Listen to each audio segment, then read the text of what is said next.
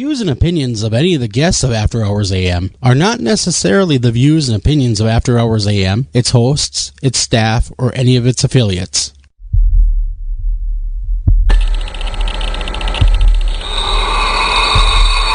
Welcome to the After Hours program.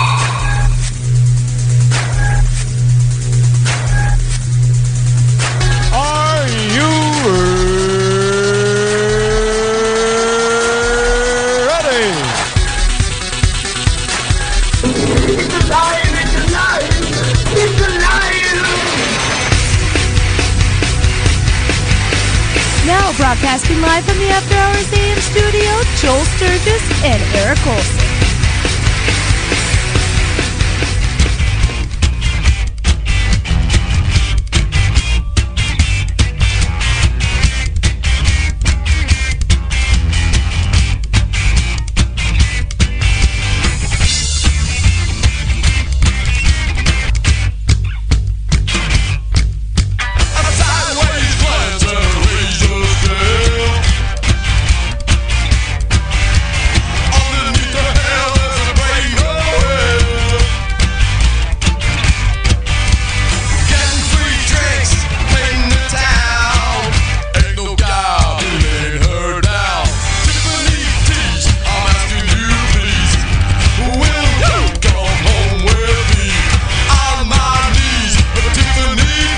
Good evening, everybody, and welcome to this post-Halloween edition of After Hours AM. I, of course, am your host, as always, Joel Sturgis, but along with me, Eric Olson. Eric, man, how you doing, brother? I am doing very well. We had a absolutely rollicking Halloween. It's always fun when Halloween actually falls on a weekend, and it was Saturday this year. So our band, the family band, the Props, were in full costume at our home away from home, which is the Greenville Inn in Chagrin Falls. Chagrin. And it was packed. I bet it was. I bet it was. We really had a great time. How many people showed? How many people came in for you, do you figure? There were, I don't know, 300? Damn, man, that's a good turnout, especially on a Halloween weekend like that. It's a very good turnout because it's really not that big a place. So, I mean, they were packed. Yeah. Those are the great venues, though. When you can go to that right around 300 people venue, that's when the music actually sounds the best. Well, it doesn't hold 300. I'm saying 300 in the course of the evening. Gotcha. And packed in, and including the outside smoking lounge and the outside. Yeah, you know, were you ever a smoker, Eric? Never, not one time. Inhaled tobacco. You know, what? Never, not once. Not even during college. You never said, "Give me one of those heaters." Not one time. But have you ever noticed that smokers are really now a second-class citizen? You ever noticed that? They I mean, they are. We've gone fallen down. We were just talking about this. It's funny you would bring that up. Who was I talking? I think I was talking to my parents about it, who are even older than I am, and neither of them ever smoked either. Never, either one of them. And they're in their early 80s. Well, that's good. We were talking about that, and we're just thinking back to the 60s, when I was a kid, and they were having parties, and they'd have their friends over, and at least half, maybe more than half, smoked, and the whole house would just get absolutely blue with smoke, stunk up, and we're all choking, and my mother, who's very sensitive, a poor lady, her watering, she's going outside every 10 minutes to get air. But this is how strong the pressure was, the social pressure. She wasn't telling them to go outside.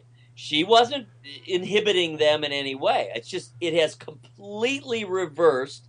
And, of course, the percentage is down to the lowest it's been, ever. Yes. In the U.S. I'm trying to think what the number was. I just heard it, but it's not really occurring to me. Anyway, it's still too many people. Well, it all depends on your perspective, because look what they just came out with, that processed food is killing people, too. Just as much as cigarettes. Well, I'm sure that there is plenty of truth to that, but who eats that much processed meat? I mean, I guess if you're stuck somewhere, and I don't know. All right, I'm poor, man. I'm poor just like everybody else. I eat bologna once in a while. More than once in a while, I've been stuck with a bologna sandwich. I don't eat bologna. I haven't eaten bologna. I've not consumed bologna, and I gotta tell you, 50 years. My God, man. Maybe. God, you gotta take a 45. risk. Take a risk once in a while. I don't really like. Okay, how about hot dogs? Have you chowed a hot dog? You like a good hot dog? Yes, that's right. Well, Oscar Mayer. My wiener has a first name. Come on, it's I death. love Oscar Mayer. I like the foot long ballpark dog. That's amazing. But still, even that, I eat a hot dog once a month. But I know we veered off from the cigarettes, but did you see on TV recently they were blaming processed food for most of the bowel cancer in this country? I did hear all that. And what was it? It was the UN that was... Yeah, it's the UN. It's the World Health Organization, or better known as WHO. Well, I believe it. In general terms anyway. I don't know about their actual... But here's the problem. Facts and figures. No, but yes, go ahead. I'm the working man, just like everyone else. Most of us are listening, and if you're not a working man and you're independent and wealthy, God bless you. Good for you. But for the rest of us, right, a bag of grapes is $5. All right? A thing of bologna is 99 cents. I mean, it's a no-brainer. What are you going to do when you got kids at home? Is it really? Yeah. I don't buy a whole lot. I actually buy a lot of our staples, but not much food and not fresh food. I mean, I buy box stuff. I mean, I'm the one who buys the cereal, and I buy the, breakfast bars, and I buy milk and half and coffee. But my wife definitely buys all the fresh food, and she plans out the meals and whatnot. So I actually don't really know what a whole lot, what things cost. Well, I have to admit I'm pretty well insulated from that. She does a good job, though. I mean, we've, as I've at least alluded to, if not stated flat out, we've had some problems. I'm a serial entrepreneur. I go from one business to another, and usually they work out, and, man, sometimes they don't. So this latest one we've been on here, and we've sort of evolved now into our combined brands, and I'm very excited about America's Most Haunted and After Hours AM being conjoined at the hip. And we're like twins now. Things will go well moving forward. But turning America's Most Haunted into a really profitable brand that actually, we can live on has taken way longer than I anticipated. Way longer than other brands. So it's not as though we are rolling in the dough. We are not. And so we do have to be careful. But I do have to say my wife does prioritize fresh food. See, not mine. Mine wants to kill me, I think, then. Because, man, I get the dollar burgers, I get the frozen pizzas, I get everything that's going to do me in early. So, I'm done for. But getting back to cigarettes, have you ever noticed now you go by the smoking area and they're all like hiding their cigarettes, and they really have become the new pariahs of society. Kind of beaten down. Yeah, they look really, stand up tall, smokers. Stand up tall and proud. That's right. Smoke your cigarettes. Be proud of your vile, smelly, self-defeating habit. Wow, no, on a serious note, geez. I am very well aware. I, as a person who in general is inclined toward addictive behavior, and I know that about myself, and it's not something that I in any way, shape, or form minimize. And I know that nicotine, which again I have avoided mostly because I do know that I have an addictive personality. So there's just stuff I just completely stay away from. Do you ever try chew? Nicotine, is more addictive than apparently anything other than maybe heroin. Yeah. And so, once you're on it, man, it is hard. It is hard because I want to know a little dirty little secret about myself. I smoke. No. What? Yeah, occasionally. Yes, I do. No. I do. I really enjoy a good cigarette once in a while. I mean, what's so bad about that? And I used to chew. Oh, my God. I used to chew skull. Well, chewing, as a former baseball player, that was, you can imagine. Did you chew? Kind of. Yeah, kind of. You did it because everyone else did it, didn't you? Yeah, You're in the you dugout, and the just, skulls going shove around. a bunch in your, side of your mouth and spit it out. I never swallowed it. I never, and I only did it when we were playing. And it's so long ago now, that I almost can't remember. But yeah, I did a little. But Yes. no, never smoked, not once. Not Well, once. that's good for you. Good for you, man. But getting back to the Halloween topic at hand, my Halloween was interesting, to be completely honest. Took the trick-or-treaters out. They did their trick-or-treat thing. Went on a paranormal investigation of the old shirt factory in Eveleth, Minnesota. And it was extremely haunted, man. Extremely haunted. The ghosts, it was like they came out to play. I saw pictures. It was Tell people where we weird. can find them. Yeah, it was weird. Go to my Facebook page, and they're all there. Just Jolster, just a Facebook over there. Just search me out. But the weirdest one I caught is I own a bunch of these IR deer cams. They're super sensitive. And I'm able to set these deer cams or game cams for mass. So, I mean, it can't be a bird that'll trigger it or a human. I have, on one of these pictures, a giant, almost looks like an egg. That's the best way I could compare it to, in the middle of the frame. So, and it takes a 5-shot burst when it goes, continuous 5 shots. That was the only shot in that 5-shot run that had anything in it. What could it be? I don't know. I don't know if you guys have any idea what this haunted Easter egg is. That's what I'm calling it. Haunted Easter egg. Somebody tell me what you think it is, because no one was there. No one was even in the area when this happened, and that kind of freaked me out. That and the people yelling and screaming that weren't living, that was kind of weird too. I mean, that's always just kind of disconcerting when you hear a lady laugh and all the women that were on the tour are standing right next to you. You're like, Wow. whoa, that was kind of cool. That was something. It was quite the place, I gotta say. It lived up to its reputation of being haunted. So do you think it was more so because it was Halloween? I've investigated this location probably about 40 to 50 times, and that's no lie, because I'm really good friends with the owner. And when I go in there by myself, and I've been in there by myself, alone, totally alone, quiet as quiet can be, but when I bring new people in, it's like they come out to play. So I'm not wondering if it's one of these deals that they know who I am, and so they're like, okay, it's just that guy, let's go back to what we were doing. But when you bring in someone new, they get curious. Well, that absolutely corroborates. We did, for the America's Most Haunted Book, of course, we did interviews with a lot of the tour guides, the tour managers, the owners, people who are leading people around, people who are there all the time. And a number of them said kind of exactly what you just said. Well, I think they know me by now, Yeah. and they don't really pay all that much attention to me. They're just not that interested. I'm just kind of a fixture. Yeah, you're there all When the time. anyone else comes through, they sure. Oh my sit up. gosh, they were. I had the Iron Range Paranormal researchers with me that actually appeared a couple times on After Hours AM, and they were in awe of the stuff that was going on. In fact, we had a phantom cat of all things meowing. Oh no! A phantom cat. I'll tell you what. A phantom cat is about the single most impressive piece of evidence, not the cat itself, but a photograph, which is actually a screenshot, and that is from the Knickerbocker Inn, which is included in the book. It's right across the Pennsylvania border in Linesville, Pennsylvania, and the place is just absolutely renowned for this phantom cat.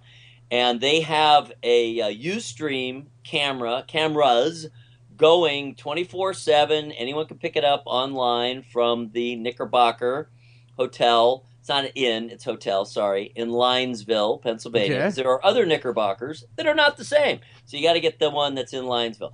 So go check out the live feed. But someone captured, just absolutely a screen capture from the live video feed, a picture of the cat, ghost cat, curled up contentedly, sitting in a chair. And the picture is so vivid. And remember, this is not high quality. It's just a screenshot from video. But the picture is so vivid, you can see the stripes in on the cat, and you can tell What? that it's orange. Wow, that's crazy because our phantom cat just kept on rubbing against people in the building, like a cat will do. Come up, rub against you, and you'd feel it spur. And I've felt it before over the years. It's left me alone for a very long time. I probably haven't seen this phantom cat in like 2 years. And all of a sudden, it's rubbing up against these people that came in. Wow. And I'm thinking, okay, this isn't even cool because I'm in here all the time and I don't see anything cool. You guys come in for 10 minutes, the place erupts. That's not very fair if you ask me, this guy. That's amazing. Yeah, I think this Halloween, because it was on a Saturday, I just had a different feel. And this was the first year I did no trick-or-treating. Of course, I couldn't have because the band was playing. But my son, who's only 11, this upset me. He thought he was just too old and too cool. Oh, come And on. you know He's only what he did? 11. He's 11. Well, he's almost 12. But That's he's still prime 11. time. That's He prime went over time. to his girlfriend's house. Why, he's 11, Eric. He's 11. He has a girlfriend They at handed out 11? candy to other trick-or-treaters like they were freaking adults. Hold on. I don't know what's more shocking, 11-year-old not going trick-or-treating or the 11-year-old that has a girlfriend. It's bizarre. I mean, I certainly am putting the term girlfriend Very loosely. in quotation marks, but that's what they call each other. Wow. They're moving kind of fast for their age. I know, it's weird. It But is a that's what they society. do, man. That's what these kids do. It's crazy. It's the society. It is. It really is. Pushing them too quickly. I mean, Going there's up too nothing fast. to it. I know there's nothing to it. Certainly neither of them are interested in the more questionable aspects of it. I think it's kind of a security thing. What it really is they're friends. But, clearly they kind of like each other in a boy-girl kind of way. You just never know. It might blossom. They're sixth graders. Well, I'll tell you what, my 16-year-old girl, she had her first boyfriend in sixth grade, too. Something happens when they Interesting. go to middle school. It's got to be the hormones in the middle school, and because they go nuts. They all go crazy. It's, I'm assuming and hoping it's just... Now, Eric, I like shared. said, no big deal, but it is still odd. I didn't have a girlfriend when I was 11. It's nuts, but I did share that picture with you, by the way. Take a peek at the haunted Easter egg. Where am I looking? I sent it to you through the old computer there. Oh, Download the picture. Take I a got peek. it. I saw it, actually. What the I- heck? What do you think that is? It's killing me. Well, it looks very solid. Exactly. I mean, I'm not saying it's paranormal. I'm just saying it's odd. And it certainly does look like a very large... It looks like a bald head. Talk about holiday creep. Man, getting Easter eggs now? Now, it's not even cool. It's not even Thanksgiving. No, I mean there should be a law. I think there is. So, but and you said this came from the auto The shirt. reporting, Yeah, no, this is actually coming from a shirt factory in Eveleth. Okay. right? But I'm saying you had the trail cam. Yeah, up. it's just a game cam. I had it up. I had it calibrated for something about the size of a canine if it were to come through a trigger. Because generally that's what's worked in the past. So a human won't set it off when it's set that way because it's set for mass. So the IR, catches it. Okay, it's too big to go off. But what the heck is that thing? I mean, it was caught in a bathroom, full disclosure. A former men's bathroom.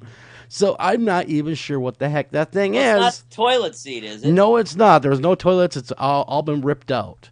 It's just and now Thank it's just a goodness for room. that. Yes, thank God for that. Speaking of odd toilets, it's always free association in my mind, as you know. Have you heard about the toilet room at the Ohio State Reformatory? I have heard about it. Why don't you fill one in? Because that's kind of a weird story too. It's really weird.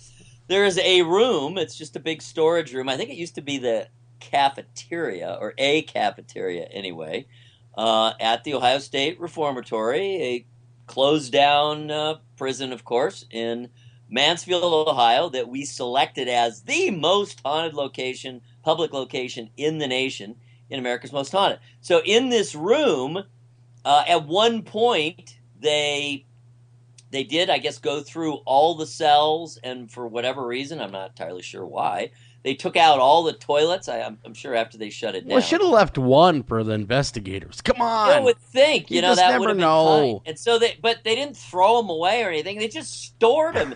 They're right there. So there's dozens and dozens and dozens of toilets. Do they have a sign that says "Do not use"? Well, there may be. I think they should. They should have a sign that says "No usey." And that was the scene. I'll tell a very short version of it. When my co-author Teresa first went there, she actually went during a haunted attraction within the reformatory. This is like 10 years ago or so. And so there were people roaming around. Using the bathroom. Yeah. Well, they weren't using those bathrooms, but this door that leads to that room from kind of the big main open walkway, and you could see all the cells there and all that kind of stuff. So this is a room off of that big main central passageway. And so I guess the door was closed but not locked, and some youthful or young adult guys were fooling around, and one went actually inside that room. No, don't go in there. Inside the toilet room, and his friend shut the door, okay? What a friend. So now he's stuck in there, and they're still just fooling around, and there's no problem. Then the guy starts trying to get out. He can't turn the knob. Oh, no. At all. He can't get out. He's getting increasingly frantic because he says he's hearing voices. Well, he's in the right place if he has to. He's hearing footsteps. Everything seems to be coming closer to him. He's starting to scream and yell as he's pulling on the door and pulling and pulling and pulling. And then he's screaming, and then people are pulling from the other side and pushing from the other side. He's pushing, he's pulling, trying anything he can, turning it, locking it, unlocking it. Wow. It finally, at the height of hysteria, with people just absolutely flinging their body at this door, it just casually opens up of its own accord. The guy falls out, because he's about to take another run at the door. He just falls on his face. He is whimpering, and man, did he learn a lesson, I will tell you. Wow, I bet. I mean, that's a really crappy time if you ask me. Shit certainly is that. So I've been in that room. Nothing happened in particular to me. Yeah. I was there in the daytime, and you didn't go at night. You didn't go at night, Eric. You didn't go investigating the joint at night. Have I? Yeah, I have been there once at night. And is it creepy? Oh, it's super creepy. It's super creepy in the day. Yeah, but the thing of it is, it's also the stories they're putting in your head too. That also makes a place creepy. Like my house is the house I just bought is allegedly haunted. Well, it kind of is haunted. Weird story there. Okay. You gotta tell us that story. I buy this house in Gilbert, Minnesota that was built in 1898. And it is, it could be a 7-bedroom home if you chose to make a couple of the rooms in the bedrooms with like a day room that gets, you see where I'm going with this. And, big house. Yeah, it's a giant house. I mean, my kids get lost in it. In fact, my youngest son the other day says, "Dad, I'm lost. Where am I?" I said, "I don't know. What floor are you on?" "I'm on the 3rd." And just like that, he's all hoarse when he says it because he's all scared. Follow my voice. It's that big. He had to go find the stairwell, came down. He's like, "Ooh, I almost got lost." "Okay, all right. You're going to have to get used to this house," I said, "because you're going to be living here." "No way." Yeah, I'm sorry. This is our new home. I mean, I got it for a price, beautiful price, beautiful people selling it. So anyhow, I'm going through a walkthrough in the house, and I'm up in the attic, this creepy attic, of course. Like every house of this age has a creepy attic. It's like prerequisite. If you're going to own a house that's over 100 years old, it better have a creepy attic. Otherwise, it ain't worth buying. So the people that currently own the home, or did until just today, in fact, they point at this rusty old bed right there in the corner, and they said, "Whatever you do not move that bed."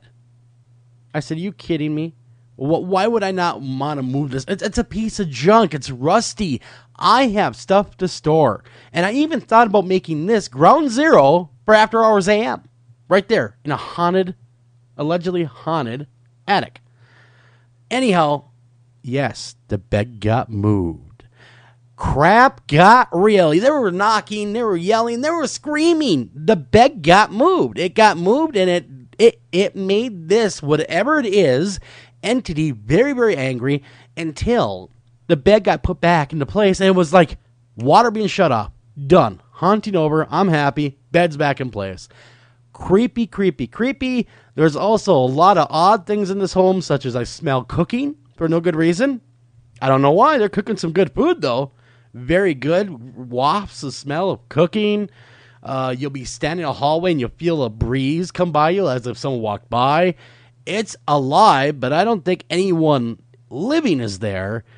And it's actually an extremely inviting feeling, though. So I don't feel any dread about having my family there at all. I mean, it's pretty mundane, really, until you move the bed.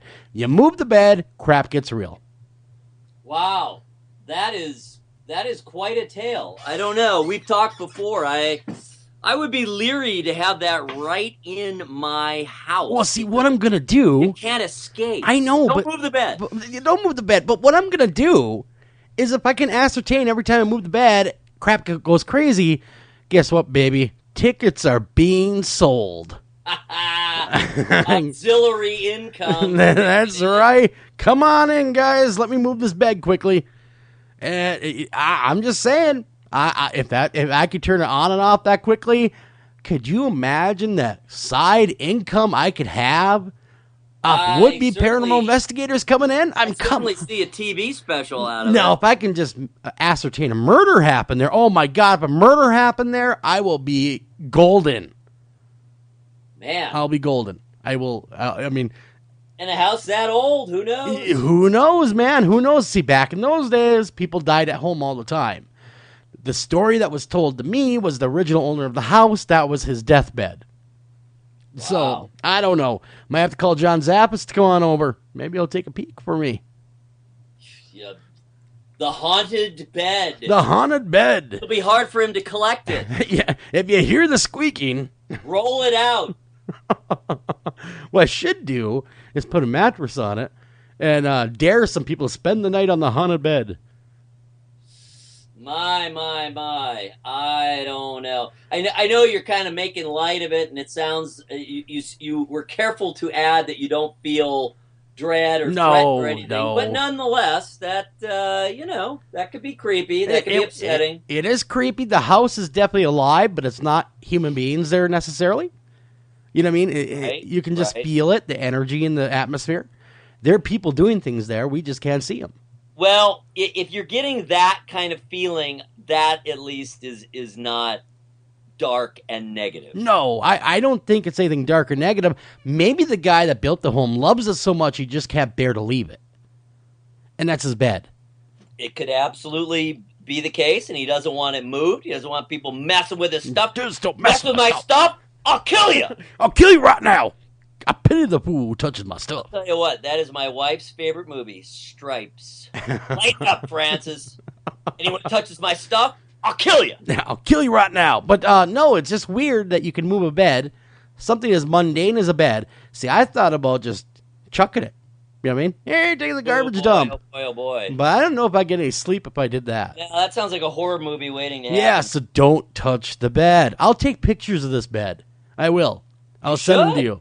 I'll take some pictures, and you can see this bed. It's just a normal, mundane-looking, rusty by now bed. And it looks like junk. It does. I mean, it's probably probably a fuller queen. I'd have to measure it out, but it's just a bed. It's just a bed, but if you move it, you're screwed. Don't touch the bed. I shan't. Yes, definitely don't. We got to run off the break. That's what we got to do. We come back. America's Most Haunted Headlines. Don't go anywhere. But, definitely 100%, you're not going to want to do what, Eric? Move the bed. You don't want to move the bed. We're back right after this.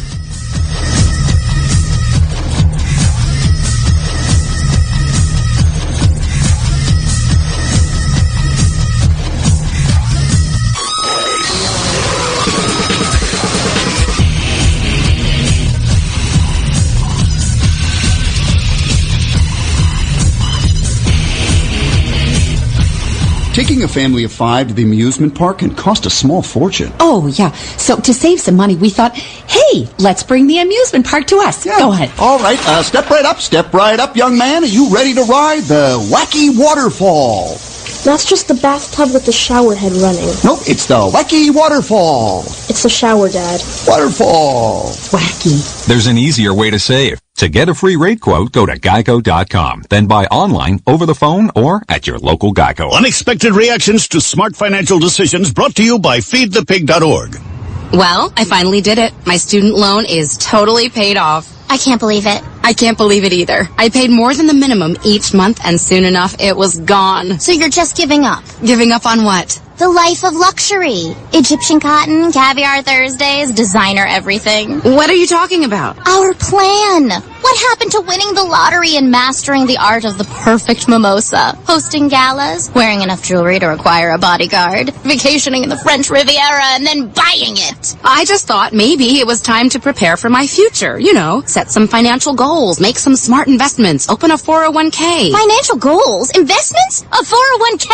You are horrifying right now. Listen, if winning the lottery were easy, everyone would do it. When it comes to financial stability, don't get left behind. Get tools and tips for saving at feedthepig.org. This message brought to you by the American Institute of CPAs and the Ad Council. Are you hungry? Hungry as a gremlin? Here's Gremlin cereal. Gremlins, bite after bite. What a tasty way to satisfy a gremlin appetite. Gremlins is a deliciously sweet, crunchy cereal that satisfies the hungry little gremlin that's in all of us. Gremlins, bite after bite. What a tasty way to satisfy a gremlin appetite. Gremlin cereal is part of this complete breakfast. Gremlin, yum yum.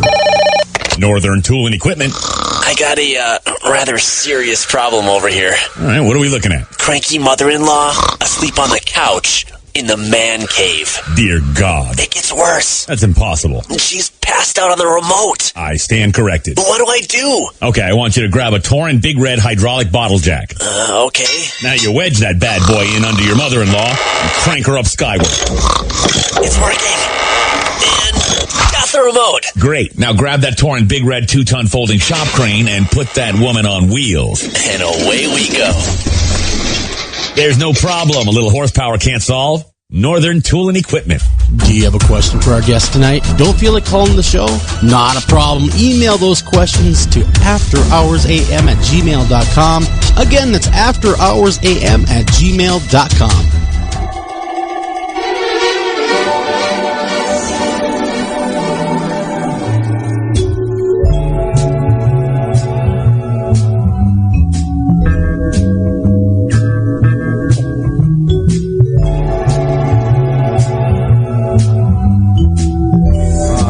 We are back, right back to After Hours AM. Hey, I got a great email. Kenny Roth says I should take a webcam and dedicate it to just the bed of death. You know what I mean? Have that feed on it constantly, like at the Willard. It would be ever so cool. And then once in a while you can move it. Exactly.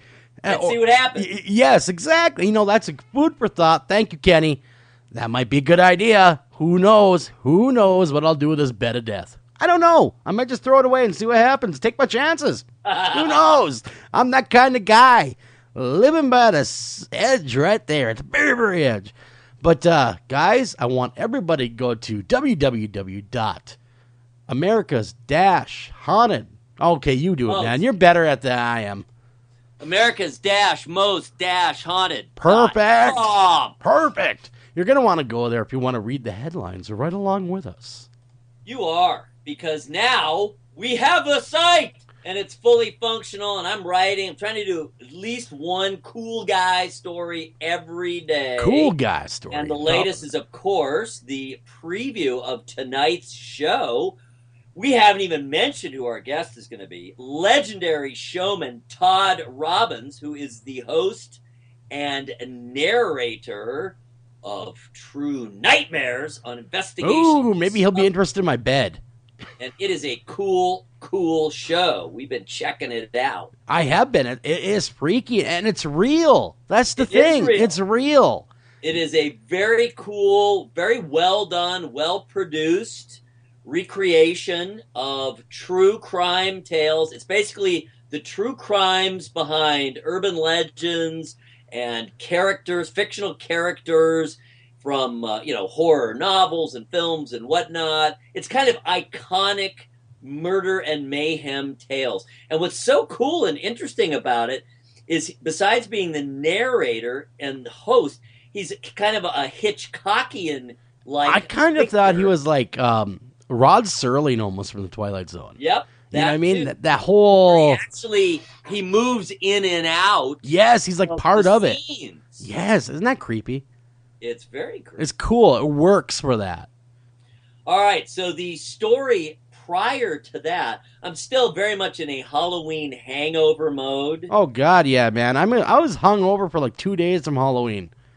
I was like, and this is the latest. We haven't taken down our decorations yet. We turn off the lights outside so we don't annoy people. But everything in the house is still up, man. Wow, ours is getting, because we're packing, we're moving, and so we're in the middle of packing. So, our Halloween stuff came down really quick, and I'm hoping to be in the new house by the middle of this month. So, cross your fingers. It doesn't have cable in the place, so hopefully the cable company can move really quick and get me internet. Boy, they better. I'd beat them about the face. Oh, I will. There will be some words spoken like you meanies. They don't want to hear it. In a harshly worded letter. That's right. Gosh darn it, you guys. Just like Strongly that. worded. All right, so in this Halloween hangover mode, I didn't really have a whole lot of time leading up to Halloween just because everything's so crazy. So why has Hocus Pocus become the absolute paramount? It's the most watched, it's the most requested, it's the highest rated when they air it every year, multiple times on ABC Family as part of their 13 Days of Halloween. Hocus Pocus, it has become the Halloween family favorite. Why is that? I don't know. I didn't like the movie when it first came out, so I don't understand. I think because it's funny, it's got scary elements, it's kiddie friendly, really, too. You know what I mean? The little kids. It's just all around. Now when I watch it, I enjoy it more than I did in '93 when it was released. When '93, I thought, oh, God, that Bette Midler, you could have done better. Well, your reaction was not unusual, and this is one of these ones. Do you realize that The Wizard of Oz even was not a smash sensation when it came out? It took time to grow on people. Why is that? Why is that some movies get better with age? I think they're ahead of their time, A, and B, there are some stories that simply get better with repetition. And part of it is, once you're in the groove, it's like you kind of feel like you're on a slide. Gotcha. And once you're on the slide, that's it, man. You're in the chute, and you're going, and you know what's going to happen, and it flows. And there's a gel to it that holds it together, and it makes more sense the more times you see it. And you pick up on the little stuff, you pick up on the lines, and you come to appreciate it more. And there aren't that many that are like that, but there are some. And I think this one, for some of the reasons, very reasons you just said, that it wasn't that well received at first, because it's not scary enough to be a real horror movie. Not really. It's way too edgy, to be a comfortable little kids movie. Yeah. Because there really are some spooky, scary elements to it. Well, yeah. I mean, it has its moments where it's kind of scares the little tots every now and again, and that's what you want from a Halloween movie. Certainly the opening of it where, a very small girl has her life force sucked out of her and dies. That'd be scary. That's pretty hardcore, man. That's very hardcore. Very hardcore. It scared me in '93. And I was a whopping, 20 years old. 19 No years one old. else Scared. dies, No. but there certainly could have. And, people are in peril. And but I think it's also a very interesting analysis of Halloween itself and the social customs Yeah. and how all that comes I together. would have thought, though, Night of the Living Dead or a movie like that would have been the number one. Oh, no, because kids aren't going to Or watch Rocky it. It's Horror never gonna Picture be a Show. real horror movie. I watched Rocky Horror Picture Show, and I haven't watched it in probably 15 years. What a horrible movie. Oh, it's so bad. It's just horrible. It happened to be on the old tube, and I'm watching it thinking, oh, my God.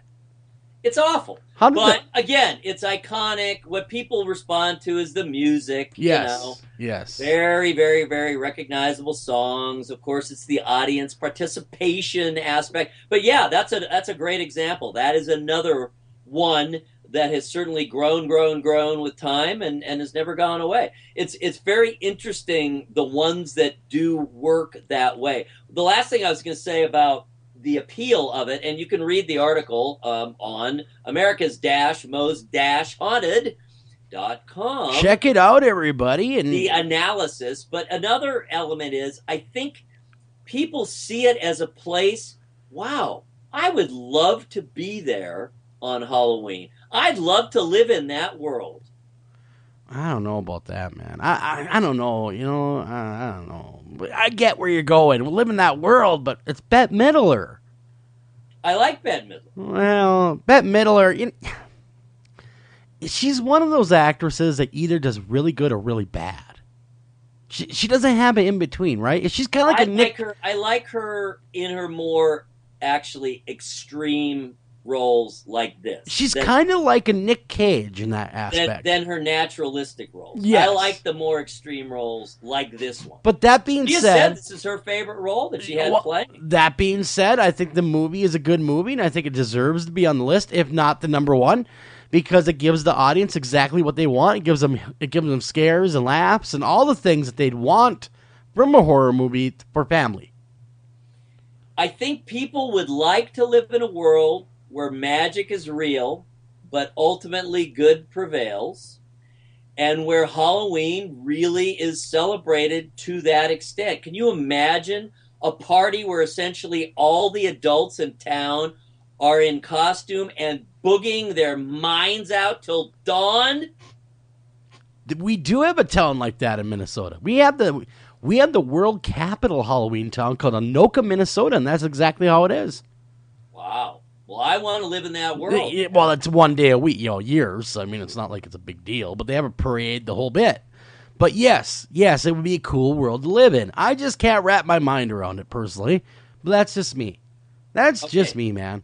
Continuing with the Halloween hangover, if hold you're on. interested in seeing some of the scenarios, the Halloween decoration scenarios from our house, you can check that out too. It's simply called Halloween Hangover. Quick look at the decoration before the decorations come down, and you can catch a glimpse of the interior of our abode. Cool. I can't wait to take a peek. But am I reading this right? And I don't mean to go off track at all. If Daryl dies, we riot. Is that really are people really saying that? Oh man, yes, that is. I just caught that on the page. I was reading kind of everything that's going on, of course, like I always do. But on the right-hand page, there's a caption that says, if Daryl dies from The Walking Dead, we riot.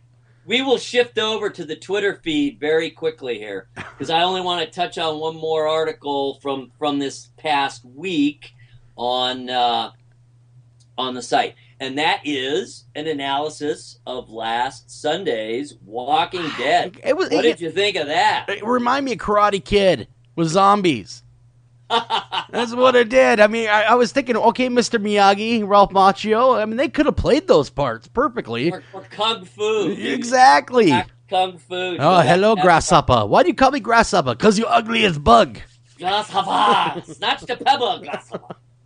Exactly. That episode was, okay, how can you go from Grant dying to now go to this? I mean, how do you do that? It's a standalone. I know, but it was other than the very intro and the very outro, it is Morgan's story. I wanted to see what happened to our Asian friend that unfortunately, allegedly, got eaten by by zombies. I want to know what happened. Well, it certainly appeared to have. Yes, he appeared to be eaten by zombies. I wanted to see it. I wanted to know what happened. But then again, brilliant on their part. Brilliant, slowing it down.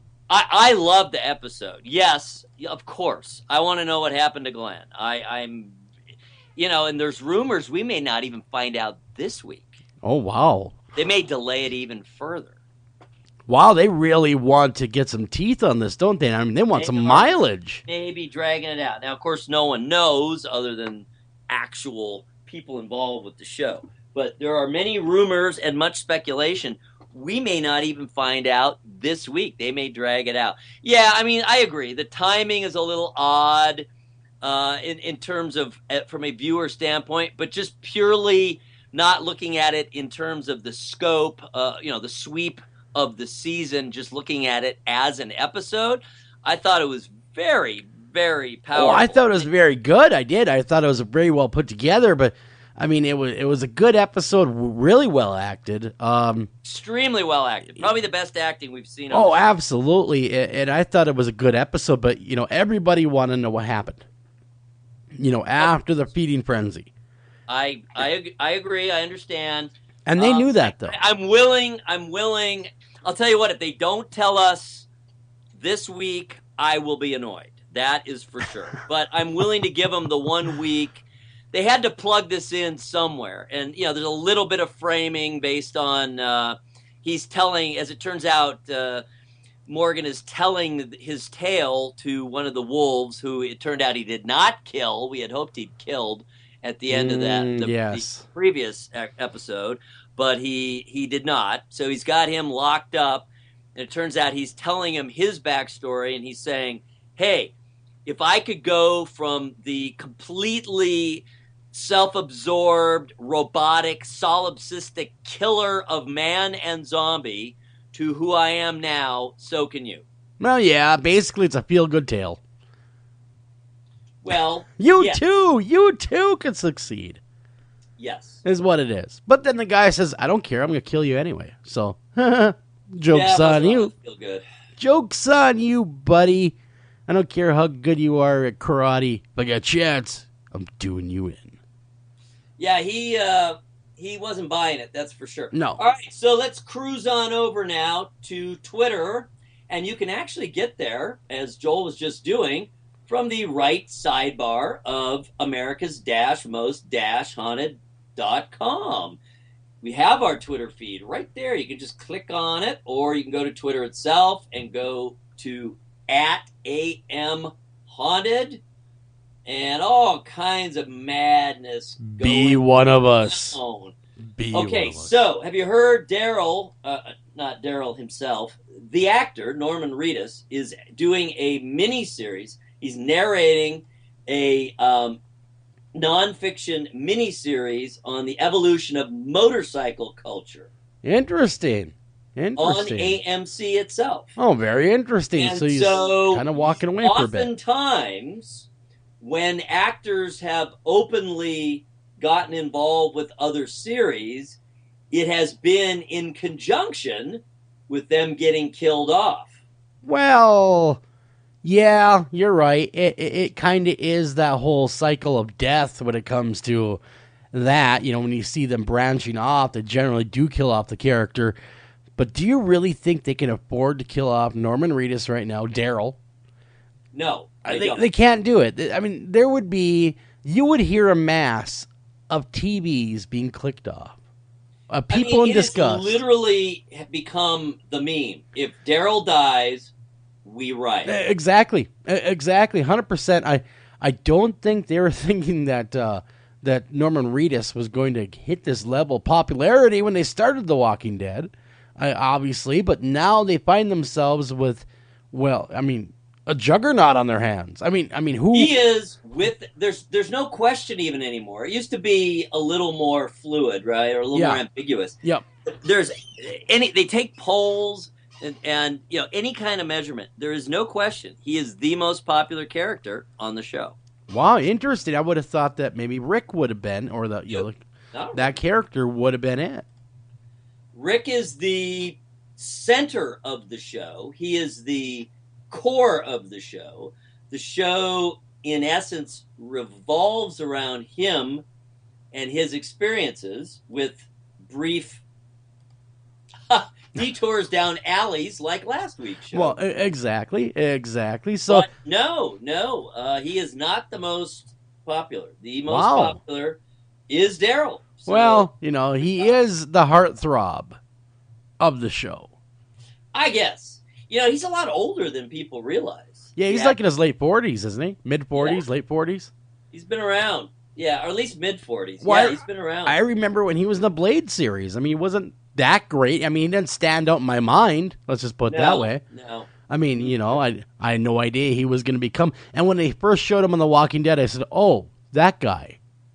Yeah, I mean, he was at least someone you recognize. Yeah, I was seeing him in a couple shows. They didn't take... there were no big stars in the series. There's a lot of recognizable faces, but no big stars. And I think that actually turned out to be a strength because people thought of the characters before they thought of the actors. And that means you can pay them at scale, too.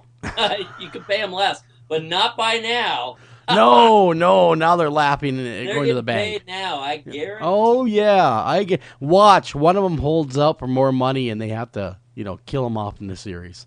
Speaking of money and contracts, that's yet another bit of evidence that supports the theory that Glenn is not dead, in that the actor was re-signed for another season. Well, interesting.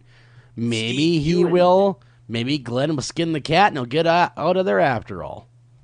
You never know. One just never knows. I think I've spent entirely too much energy thinking about it, though. Boy, and as has the world. If the world thought about real people as much as we think about some of these characters, we might live in a different world. And all right, let's move along. I'll tell you what. I have never read an article that more seriously takes off after inanimate objects.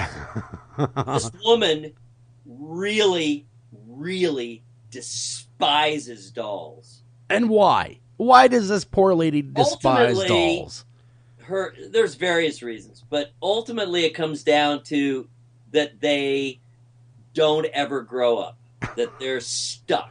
But they're made of plastic. Does this lady not know that they are preformed? They're made of plastic. I'm wondering kind of what her expectations were for inanimate objects that are made of plastic or rubber or... They're preformed. They're preformed hunks of plastic. Inorganic substances. Yes. So, obviously, it's not the physical reality that they don't grow up, but it's the metaphor. It's the symbolism.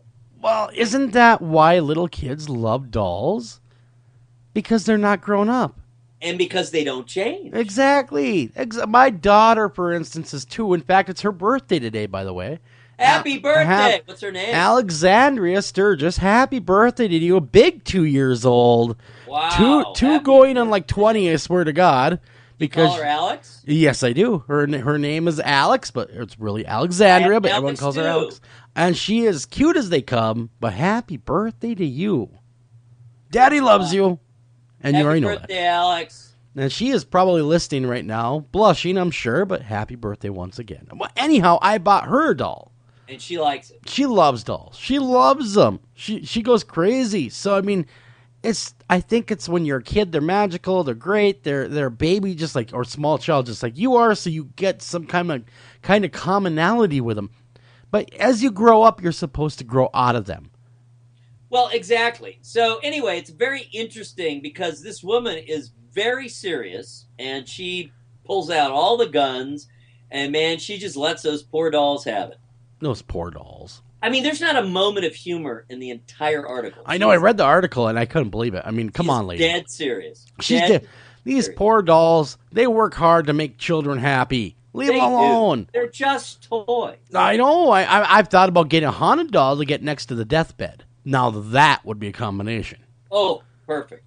Yes. But see, that's the thing. She's not even talking about haunted dolls. She's just talking about what you can get out. None of that. This is just she hates dolls. All right, let's move along. Check out this next picture. Speaking of creepy, you have Charlie McCarthy. Oh God, I'm looking at that. Looking at a teeny tiny infant. Oh no, that's just wrong, my friend. Speaking of dolls, that one's wrong. This is you know how there's all these articles that are the compilation of creepy old timey pictures is a very recurring theme. Yeah. And they use the same pictures over and over and over. Yes. They get recombined and over. So this one, which to our eye is very creepy. It is creepy. See, at the time, everyone knew who Charlie McCarthy was. Yes. And Edgar Bergen and Charlie McCarthy. They were among the most popular, or he was actually just a person. Edgar was among the most popular entertainers in the country. Wow, that's right. Yeah. That's right. We're going way. So no one back in the day found this particularly creepy. No, they didn't. And that's his daughter. Oh, wow. Candace Bergen, famous actress. Oh, that's right. Yes, Murphy Brown. Yes. That's who that is. That is Murphy Brown right there. Yes, that's right. Candace Bergen. I forgot about her father was a ventriloquist. He was very, very famous entertainer, and very popular. So it just shows you how things change over time. At the time when this came out, which is probably, the 30s maybe, or the 40s. I'm not exactly sure how old she is, but she's not young. And so at the time, this was considered a perfectly sweet, cute kind of picture. Now it just looks creepy as hell. Well, actually, we have the top of the hour guest with us right now, Todd Robbins. Todd, are you there? I am here. I got to ask you this question. Being that we have you with us, and we're talking about creepy dolls, how do you feel about dolls? Before we go into the Fox News, we got to know how Todd feels. Well, dolls in generally are creepy. The only ones that are not creepy are, of course, voodoo dolls, and they're just useful. That is true. Think about all the great things. I often thought about getting a voodoo doll so I could scratch my own back. Well, there you go. That's exactly. I rest my case. Perfect. I can't argue with that. But what we got to do is we got to run a break. Your Fox News coming at you right now. Don't go anywhere, but we come back. The awesome Todd Robbins right after this, because I'm already creeped out because I watched a couple episodes. I cannot wait to talk to him about it. So don't go anywhere.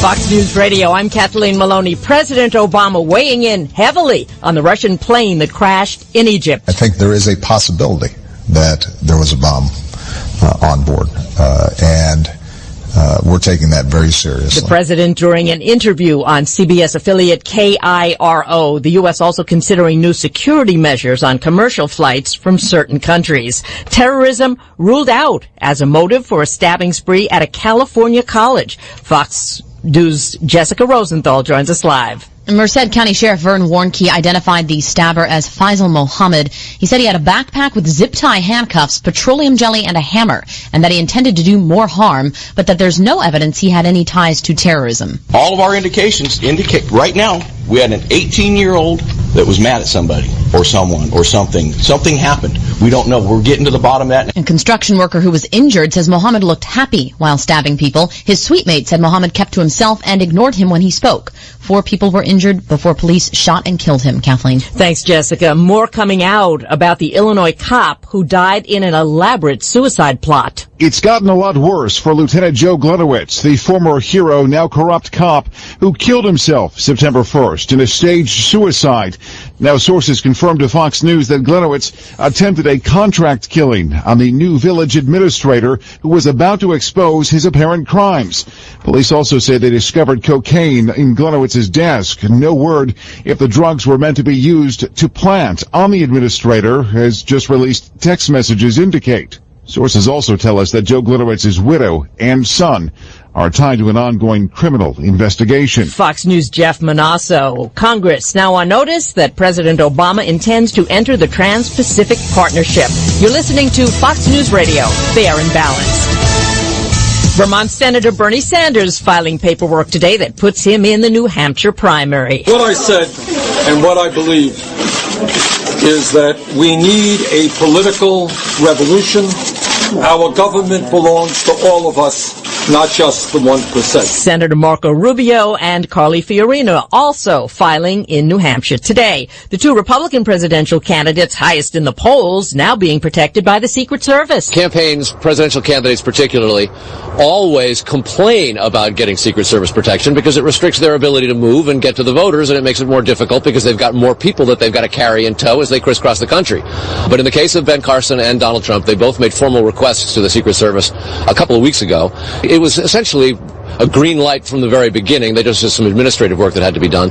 And this stems from their announcement tours. When both of them launched their campaigns, they had a lot of threats, a lot of bomb scares. In fact, the first 4 or 5 days that Donald Trump was on the campaign trail as an official candidate, virtually every single event we went to had some sort of a disruption like that. Fox News' Carl Cameron. Cancer caused by a parasite? The CDC says a Colombian man who they were helping to diagnose the cause of lung and lymph node tumors back in 2013 may have been made sick originally by the world's most common species of tapeworm. The researchers were able to test samples of these tumors only to find they contained DNA that was other than human and eventually matched it to the dwarf tapeworm. They believe this is a rare occurrence and would only happen to someone who is already immunocompromised, but that more undocumented cases could be out there. Eben Brown, Fox News. In a survey of more than 40 countries, most people consider global warming a serious problem and want limits on emissions. But Americans and Chinese expressing the least worries about climate change. I'm Kathleen Maloney, Fox News Radio.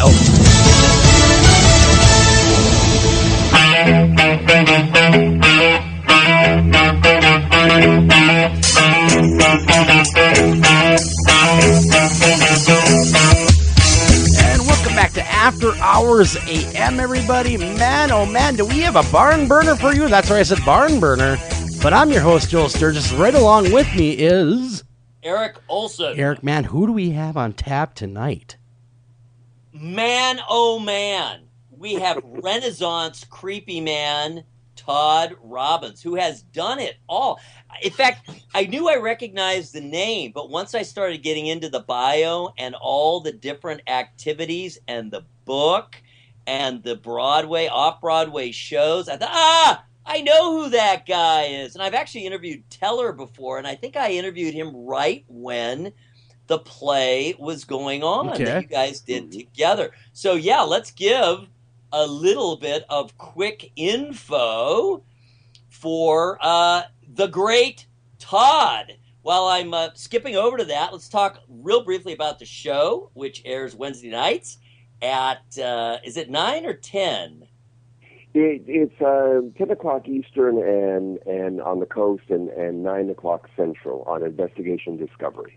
Which is a great, primarily true crime channel. And actually, it's one of the fastest growing channels because, man, people just love true crime. They just can't get enough of it. And what's so great about True Nightmares, which is hosted and narrated by Todd Robbins, is that it is the true stories behind urban legends, some of the most iconic murder and mayhem crimes in the history of the United States, and also lots of characters based of horror fiction and film and TV are based on these real life criminals. Todd Robbins is an award-winning New York City-based performer and artist who has spent decades specializing in archaic forms of popular entertainment, offbeat amusements, and intriguing deceptions. Todd is renowned for his work in the shadowy world of Coney Island, is expert in stage magic, a veteran of tawdry traveling circuses, are there any other kind, and a keen chronicler of the murky realms of con artists and spiritualist mediums and their scams. He is also one of the foremost authorities on ragtime piano and traditional jazz. I sense a theme here. My goodness. Robbins was recently seen in the acclaimed off-Broadway theater show Play Dead, a joyous evening of true ghost stories about real people and unholy resurrection that he created with Teller of Penn and Teller. He's a partner in Magical Nights, the show Monday Night Magic. He wrote The Modern Con Man, How to Get Something for Nothing, and the creator of the companion DVD collection, Modern Con Man. And he is also featured, last but not least, this is quite a biography. It is. In the celebrated documentary, American Carney, True Tales from the Circus Sideshow. Welcome, Todd Robbins. Hey, it's a pleasure to be here. Well, Todd, it truly is. I got to tell you right away, when I saw you do the trick called Blockhead, it really, it shook me to the core. I'm like, how is he putting that nail in his head? I was just a young guy, of course. I couldn't get that out of my head for a month. And I was actually thinking about trying to do it with a screwdriver when I was a kid. If he can do it, I can. My mother says, she stopped me and she says, you're only going to hurt yourself doing that. And I said, yeah, but I saw a guy on TV named Todd Robbins, and he did it, Mom. I'm telling you. But she says, well, he might have done it, and that's true, but you can't do it because he had years of training.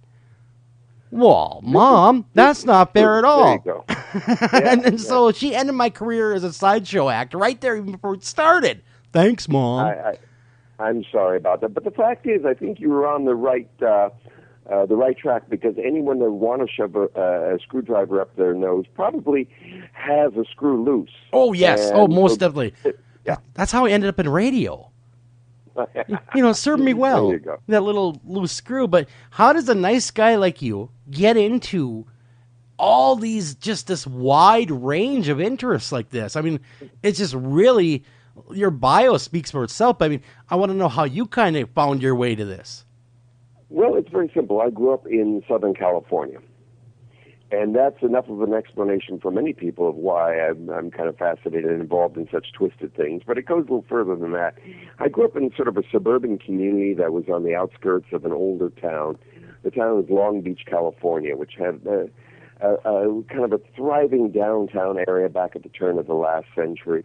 Had a wonderful amusement park called the Pike, which was the Coney Island of the West Coast. And it just had so much character, and it sort of expanded and expanded and expanded. And when I was growing up in the 60s and 70s, our family moved into a suburban track home development that was on the outskirts, right on the edge of Orange County. Mm-hmm. And it was clean, and it was safe, and it was quiet, and it was pleasant. It was everything that my parents, who grew up during the Depression and fought in World War II, wanted. Mm-hmm. But for a kid growing up there was nothing lacking except character. And I used to love to go downtown and look at the old buildings and just wonder what stories they held, and the people that had gone through those doors there, and what that was all about. And I would meet some wonderful old folks and hear their stories. And when our parents would go out of town, we had a babysitter that would take us down there, and we'd dine in these little old lovely restaurants and go to places like the Pike. And my parents would hear about it when they got back, and they'd be horrified. We would go see, she'd take me and go see a movie in the wonderful old Fox West Coast Theater, which was this grand movie palace that had, kind of fallen on hard times, and it was all seedy and just great. It was great. And then when I was about 10 years old, a magic shop opened in our neighborhood, and that just opened the whole world to me. I took lessons there. I used to hang out on Saturday afternoons with all the old timers that would sit around there, and many of them, again, were filled with character, and they had such great stories and such great adventures in their own lives. And there were a couple of them that were not the best people in the world, and I found them even more fascinating. And from them, I learned magic and sideshow stunts, and it all kind of blossomed from there. And it really was kind of the last generation of the real great characters that I kind of picked all this stuff up from them and gained entree into their worlds. And so that's kind of where it all came from. And now it's being put to very good use on True Nightmares on Investigation. Oh, and that show is, I love it. I've been gorging myself on episode after episode. And of course, I'm from the Midwest. I'm from Minnesota. So when you talked about Ed Gein that really touched a chord with me because, you know, I'm in the area, in the general vicinity of Ed Gein. My gosh, what a twisted individual. Now, when you kind of dive into these characters that have either done horrible things or been victims of horrible things, do you ever stop and say, oh my God, how horrible can we be as human beings? Yeah, you know, I think there's something kind of therapeutic about it because people are fascinated by all these dark stories about, especially the ones that we do, because they are all true, and they just show that there is darkness in us all, and we should be rewarded and celebrated when we can keep this at bay, and we don't go down the paths of people like Ed Gein and Belle Gunness, who was a murderess at the turn of the century, or any of the other dark folks that we profiled on the show. In many ways, they're very much like us. They're not that different at all, except that somewhere they made a choice that took them on this path. And we could do that too. And it's not too late for some of us. And it's kind of nice. It reminds us that it's there, and it also reminds us to keep it all at bay. Cautionary tales. Yeah. Exactly. And that's the fun thing. We were talking before about the fact that this is not fiction, that these stories are real, show that they happened before, and therefore they could happen again, and they could happen to you. And that's the wonderful, creepy quality of these things. That's what I'm trying to put into as I'm addressing the camera and the people at home, the viewers at home, and talking to them. I want to really bring them into the story so that they feel like they are there. And that's, I think, the power of real storytelling, is you get involved in this, and it sends a chill up and down your spine. Oh, it does that. It definitely does that. And then, I don't want you to take this the wrong way, but during the show, you are genuinely creepy at points. And it just enhances the environment to a level that makes you just cringe. Well, it's fun in that when I appear, and the way, for those that haven't seen the show, and why is that, America? Really? Fail. The great thing about it is we are on 10 p.m. On the coast and 9 Central on Wednesday, but people can also go to investigationdiscovery.com and find the show and see full episodes online that are streaming, so people can catch it that way if they miss any of the episodes. But anyway, the thing about it is, what is kind of distinctive about our show is that I hosted very much like a Rod Serling or an Alfred Hitchcock, for those that remember these wonderful, wonderful, iconic folks. And the step we've taken is that I'm also what I call ghosted in the reenactments. Mm-hmm. That we have these scenes that are done that are reenacting the crimes and what led up to them, and the stories. And at some point, the camera, for instance, there'll be a husband and wife sitting at a table having an argument, and she grabs a knife and is going to stab him because of something he's done, and the camera pulls back, and I'm sitting at the end of the table with them, kind of having a meal, and I look up at the camera and say, this is where things took a nasty turn. Exactly. You just look up and you go, folks, things are about to get real. You know, that you are literally there. And it's fun because I don't interact with the stories that are going on, but I'm there when you kind of least expect it, and often I'm there when things are going to take a turn for the dark. I'm a little kind of like Angel of Death that appears in these shows, and it's fun because, you know, they've got beautiful wardrobe on me. I've got this lovely black suit and a gray shirt and a kind of often an oxblood colored tie, and it's just a very nice kind of classy way of just showing up in people's lives and people's bedrooms and people's dining rooms and living rooms and wherever, and just becoming part of some of the most heinous and grisly stories ever. The only thing you're missing now, Todd, is the sickle and the hood. You can. It's funny in that I just hosted an all-day Halloween celebration on Investigation Discovery that was called the Halloween Scare-a-thon. And for the photo shoot, they had me in this lovely old barn in Maryland, and they had all these pumpkins and stuff. And I started picking up, and there's one photo of me holding a sickle, standing there like the Grim Reaper, but much better clothing, much better wardrobe. Well, that's good because you're not black that whole black gown would get old anyway. But, the good thing about wearing all black is that you can get dressed in the dark and everything matches. Isn't that beautiful? That is truly a beautiful thing. But actually, I was just looking at this on the corner of my eye. It was the one that were the girls. I watched the episode that kind of got to me was because it reminded me in Michigan when in Battle Creek he was the founder of Cornflakes. I forget the name, but it was the one where the girls go to that spa. Exactly. Yeah. And they basically get starved to death. I can't believe that something like that is allowed to even happen at all in the United States. And what's all the stories are kind of quirky, and it is this story where they're there to get rid of. It's the kind of thing that I joke about in that if you're a doctor and you're making your claims that soon your patients will no longer have any problems whatsoever, the easiest way to deliver on that promise is to kill them. Yeah, exactly. And that's really what she did. But here's the quirky thing about it. And all of the quirky stories have an ironic twist. And at the end, what you find out is, and forgive me for spoiling this for folks, but it was still it's still worth watching because it's an amazing story.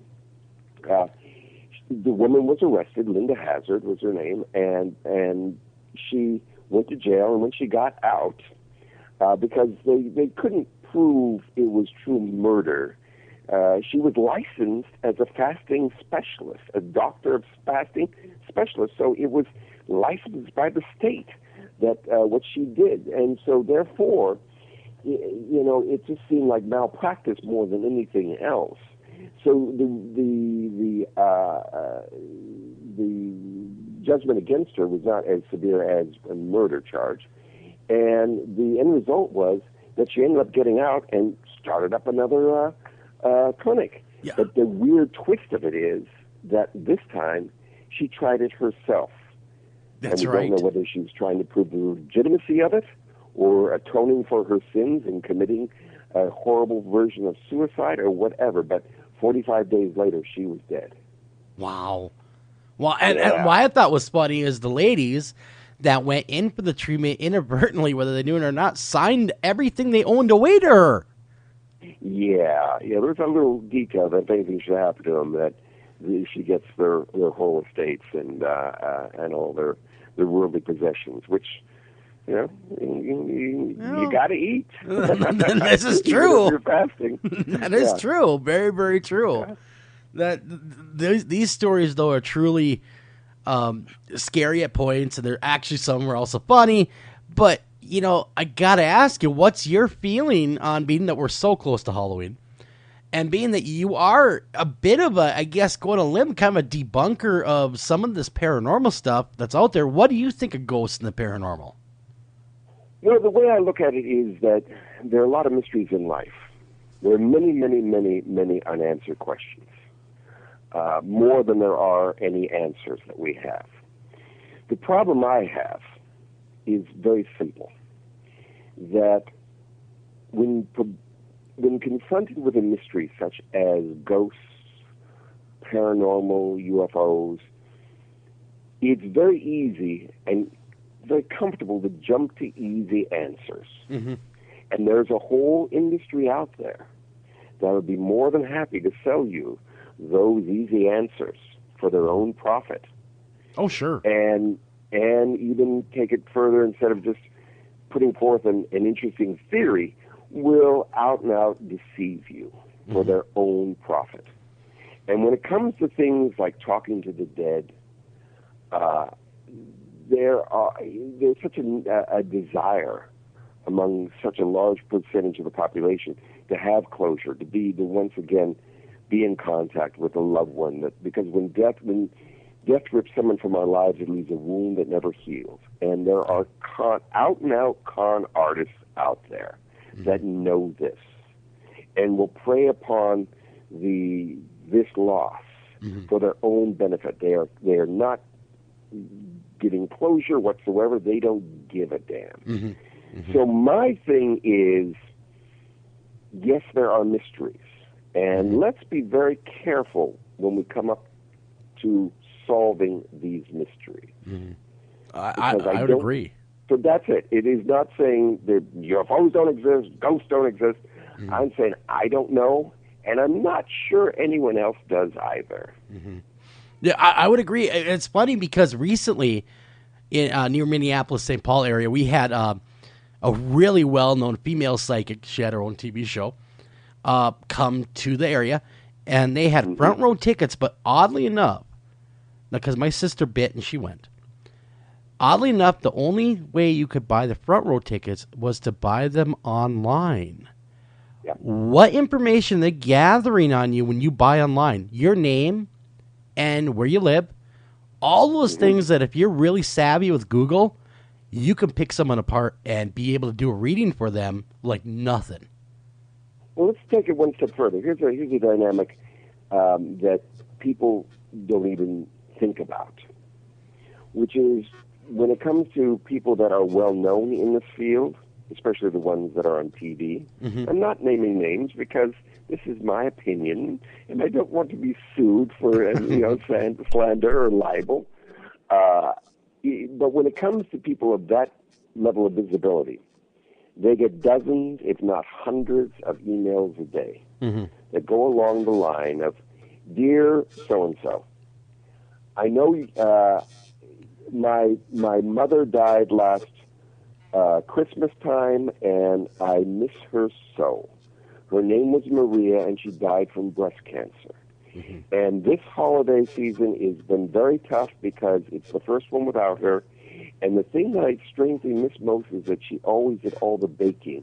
And I remember that wonderful smell, and she was such a giver. And she made handmade gifts for us all. And I so miss her. I will be at your appearance next Tuesday evening there in Minneapolis. And I know there's no guarantee, but if she came through, it would mean so much to me. Yours truly, Martha Smith." Well, what do you think the odds are that Martha Smith's mother is going to come through with that kind of information? Oh, my gosh. It's like the golden egg right there. You have everything to do a great reading. Oh, Martha, your mom's coming through right now. I'm smelling butter and cinnamon, and is that like brown sugar that's coming through? What is there's cooking or baking going on? What does that mean to you? And the tears flow, and then the irony of it is, Martha will come forward and thank that person.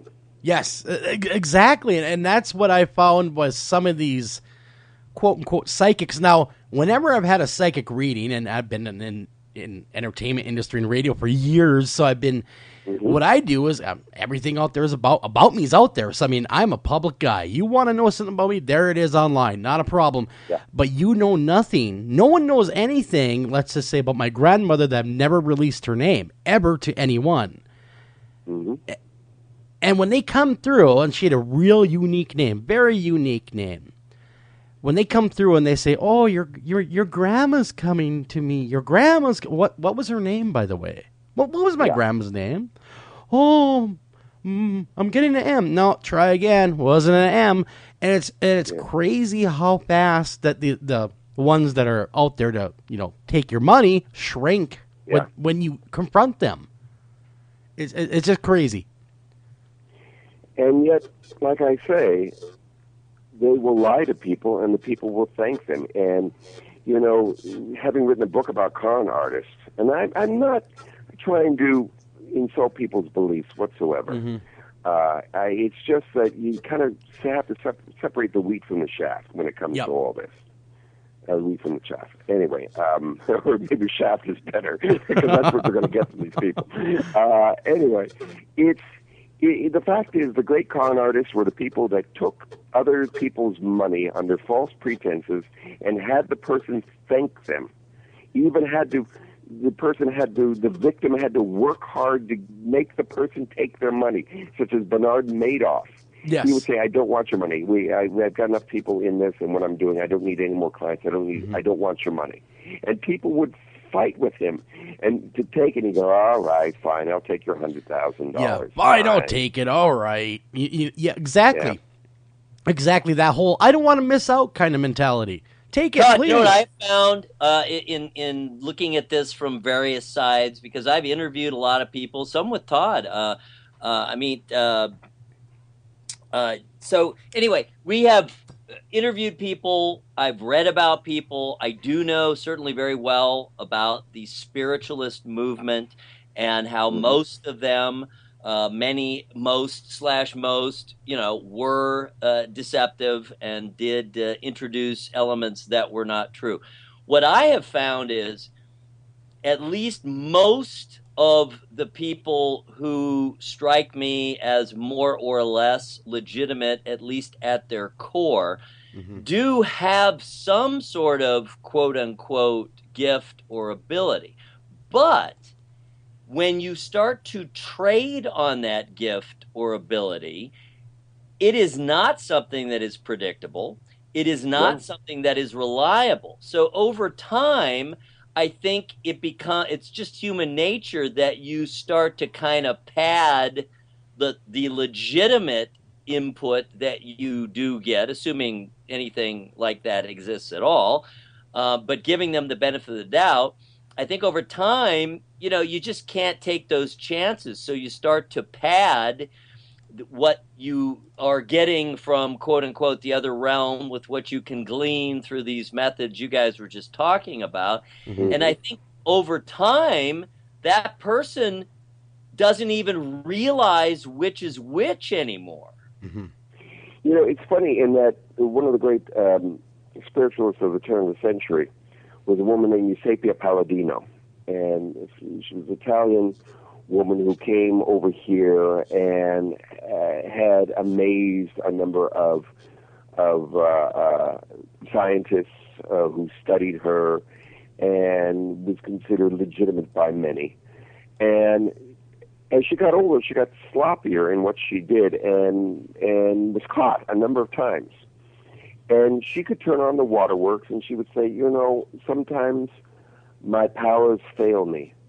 And yet people so need to feel that their loved ones live on, that I resort to trickery just to make them feel good. And I'm sorry, but they need this. They need me to reassure them. Wow. And people go, it's okay, Eusapia.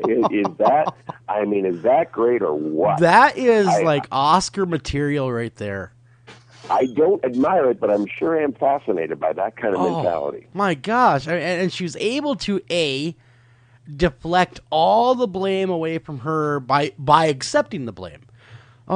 Gosh. I don't like to fail my audience. But sometimes I'm just not on. I can't help it. So I lie a little bit once in a while.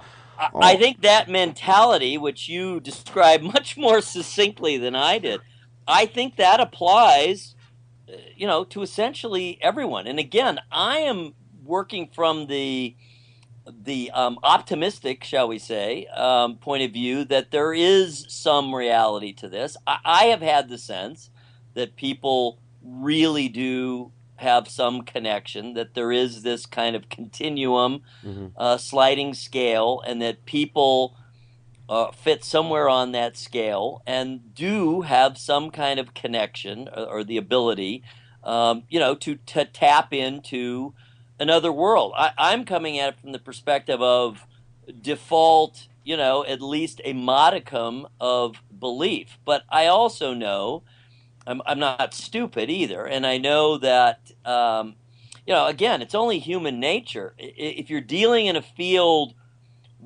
where your talent is so unreliable and unpredictable and comes and goes, and you have no control over that. It's not like being an athlete or being a performer where you have more or less command, over your gifts. Sure, singers have nights where your throat's worn out and you're in the middle of the tour, and even speakers such as yourself. I'm sure when you were doing the play, you had nights when your voice just wasn't up to the normal stentorian levels of wonderfulness that it normally is.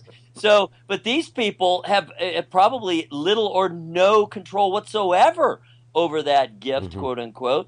So I would think over time you just become to rely more and more on these alternative methods. and that you do justify it internally with the reasons that you just said, and that it's not even ironic, you know. Yeah, the fact is, as I said before, we don't know everything. No.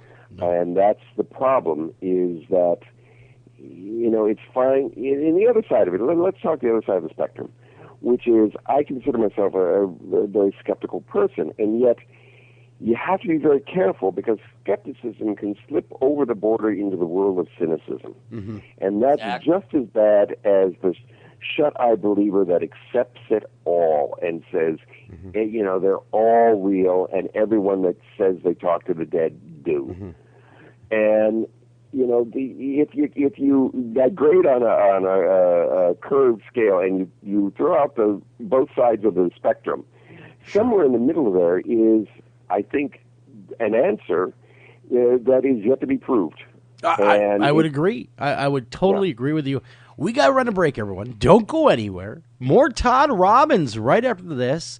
And we got some if you do go anywhere, I'm coming after That's you. Right. He'll be right at your house. So don't go anywhere.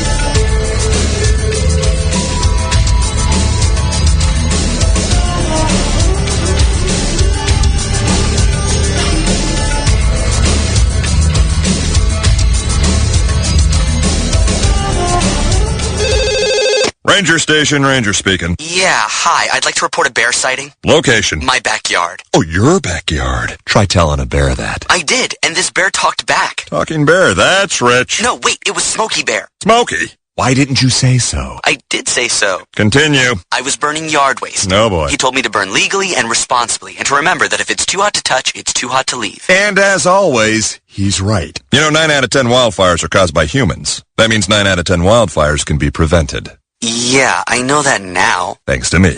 Actually, thanks to Smokey. As usual, the talking bear gets all the credit.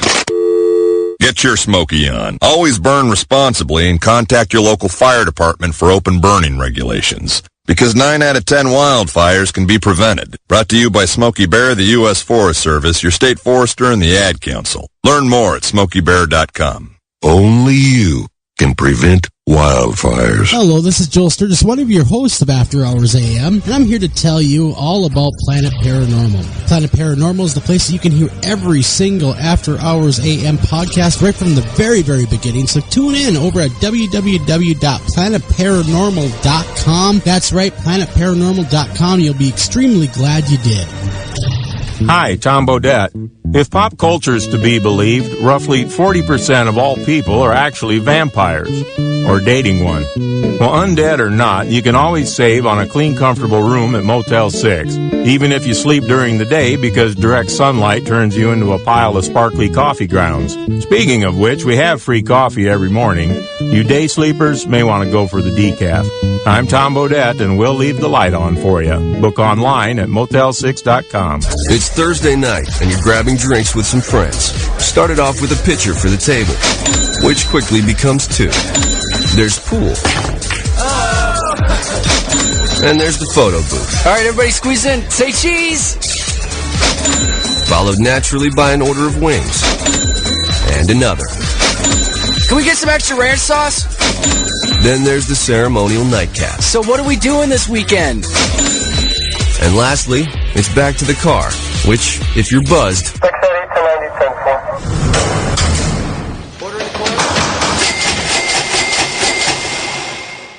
could be the most expensive night of your life.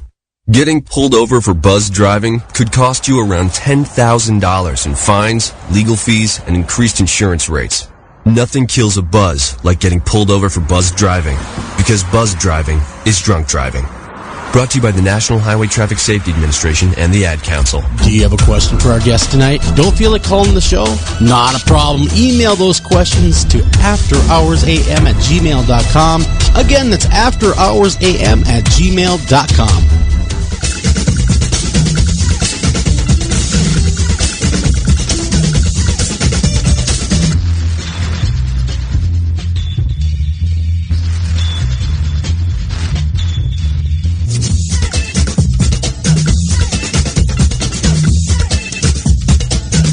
and welcome back to After Hours AM. I'm your host, Joel Sturgis, and right along with me, Eric Olson. Eric Olson. I know. Love those tunes. Elliptical, courtesy of Elliptical. And I've heard of I heard of those guys once, or that guy once or twice. Wait a minute, that's you, isn't it? That's you. Yeah. It is me. That is you. That's right. I almost forgot. But I would also like to remember to thank Mr. Todd Robbins for coming on the show tonight. I'm really enjoying this discussion. It's not often we have such a great, deep discussion, and the audience is just lighting up the old email. And one of them, oddly enough, comes to us before you get to it, Eric. And I know you got some thoughts you want to finish, but it's odd because we're talking about, well, our friend during the break, Amazing Randy. And that's the very question coming from Alex. He would like to know your thoughts on the Amazing Randy, because he respects the Amazing Randy as I do, but he would like to know whether or not there's ever been a time that both you and he, or even you or him alone, have been stumped by somebody. I can't speak for Randy, in that, though I have had many discussions with Randy, and he's not encountered anything that has come to him that cannot be explained by either sort of fraud or delusion. They're really, I haven't really experienced anything that's strange. I will tell you a creepy story if you'd like a creepy story. Oh, I love creepy stories. Okay. Here's one for you. And many years ago, I was performing walk-around magic at a Christmas party for a financial company in Manhattan here. And I walked into the venue, very, very nice, upscale venue. And the first clue I should have had that this was going to be difficult was that it was about 300 guys and 20 women. Mm-hmm. Oh, ho! And I walk in there, and they're all jocks and bros and very money, and the testosterone, you could smell it. Mm-hmm.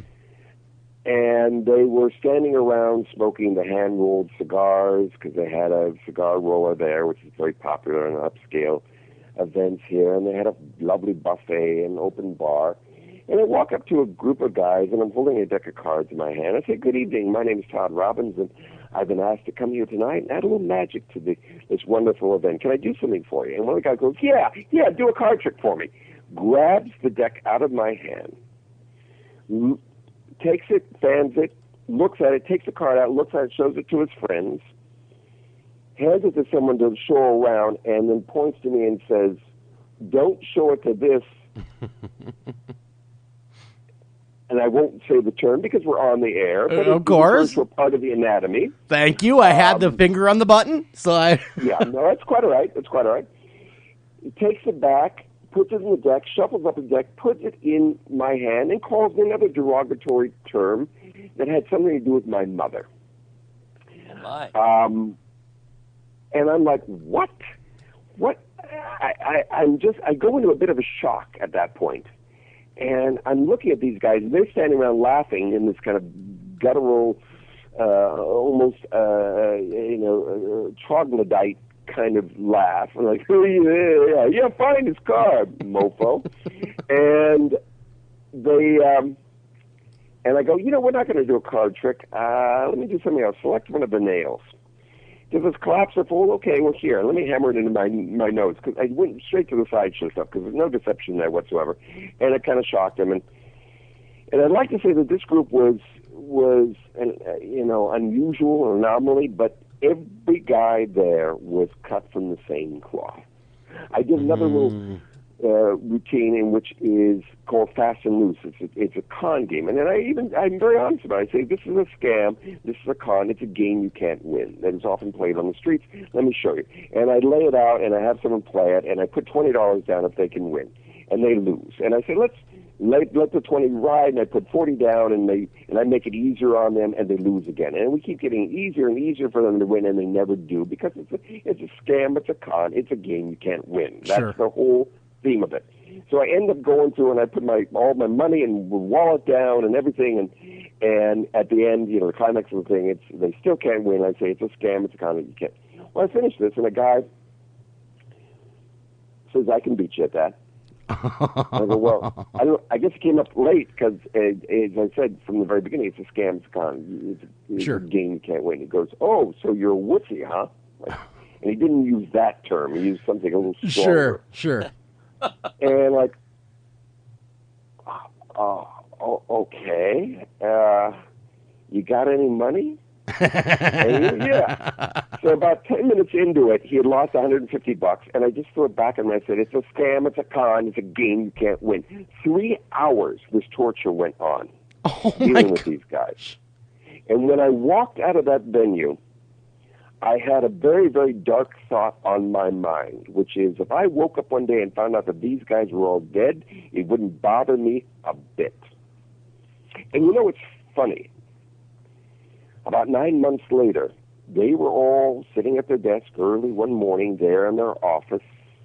Mm-hmm. I won't name the company, but their offices were at the top of the World Trade Center. Oh, my. And they were all there when the planes hit. And all those guys are now dead. Oh. So if there's anything to take away from this story, I guess it is, don't mess with me. I'm a very powerful man. Well, I will take that, definitely. Wow. How did that make you feel? It was the thing that when it occurred to me because I was in Lower Manhattan that day. Mm-hmm. And it was sometime later, it hit me between the eyes, and I was like, oh, goodness, mm-hmm. that dreams do come true in a very twisted and dark way. It's an awful, awful thing. Simple as that. Be careful what you wish for. Yeah. Right? Yeah. Oh, my gosh. I will stay on the good side of you for sure. Well, if I was of a more mystical mind, I would go around cursing people and even charging folks to put curses on them because of my success in that incident there. And it even gets a little darker than that. After I had done that event, shortly thereafter, I went down to Florida to Ringmaster Circus Sarasota. Wonderful, wonderful circus there. And what we know is that nearby, at that exact same time, the folks that flew those planes were training to become pilots. And we have very good evidence that they actually were in the audience. And I looked them in the eyes. Now, it's very possible that now as I say this and tell this story that I will get a knock on the door tomorrow from the the security administration saying, come this way, we want to talk to you. Yeah. But it's just one of those strange, dark stories. And that's what we do sort of on True Nightmares. So it's very fitting I'm doing this series of True Nightmares because I've had this same quirky story of death and murder and mayhem with an ironic twist to it in my own life right there. Crazy. What was occurring to me as we were talking, or as you were talking, both telling your story, but then previous to that, as we were talking about, leaving the door open at least a little for the possibility of the unknown to be true, to not go too deeply into radical skepticism. That radical skepticism, it's very analogous to radical atheism. And if you think about it, that is just as much a belief as what they're railing against. Oh, very much so. Very much so. I mean, it is. It's a belief. It is very much a belief, and the point is that is raised by the atheist community is that everyone's belief except atheism is kind of respected, mm-hmm. and there's a negative connotation to atheism that it's somehow a belief against something. It's just the belief in nothing. It's just as strong a belief and should be protected as a belief and respected as a belief as anything else. Mm-hmm. No, I know where they're coming from, I guess, but my gosh, it's just such a